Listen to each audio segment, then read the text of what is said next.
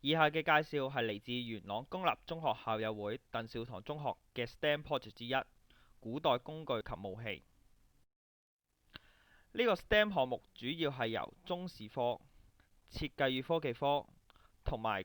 電腦科共同合作嘅，而對象呢係中二級嘅同學。今次項目嘅目的呢係希望同學可以利用工程學同埋一啲新嘅科技去製作一件呢又有現代科技又有古代元素嘅產品。同學可以喺4款嘅古代工具或者武器裏面呢揀一款作為主題去研究，並且呢發揮佢嘅創意呢去製作實物嘅。而呢4款呢分別係投石器啦、記利古居、地動儀同埋呢個連擊水對嘅。咁究竟呢個 STEM 嘅 project 係點樣將呢3科唔同嘅科目去聯繫呢？其實成個古代工具及武器 STEM project 呢係會由中史科開始先嘅。喺中史科嘅課堂呢，老師呢係會講解各款古代工具同埋武器嘅背景啦、歷史啦同埋用途，咁呢令學生呢有初步嘅認識同埋印象。而之後啦，就會係設計與科技科。同學呢就需要利用學到嘅結構原理啦、機械原理同埋系統概念等呢啲嘅學科知識呢，去製作一件呢產品嘅實物。而最後啦，就會去到電腦科。喺課堂上呢，電腦科呢嘅同學呢係會學習到一啲各種輸入輸出嘅電子零件啦，而且呢亦都會學識一啲編寫嘅程式。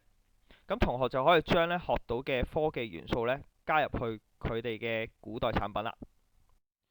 就等我介紹下同學嘅其中一件產品啦。呢一組嘅同學呢，佢所挑選嘅主題呢係投石器。佢哋呢揀咗呢個竹筷子啦、橡筋啦作為一個主要嘅材料，並且呢喺設計與科技科老師嘅教導下呢，利用咗呢個機械原理呢去製作出呢件投石器嘅實物。而喺科技方面啦，同學呢嘅設計呢原念呢係想為呢個投石器做一個模擬嘅防盜器。當一有人接近呢個投石器嘅時候呢，裝置呢就會亮起呢個紅燈啦，同時呢亦都會響起呢個警號，提醒呢個士兵呢係有人接近呢個投石器。而同學呢就揀選咗 microbit 微型電腦、超聲波感應器、揚聲器同埋紅色嘅 LED 燈，再加埋呢個編寫程式呢，成功呢研發出一件呢又有現代科技又有古代元素嘅投石器。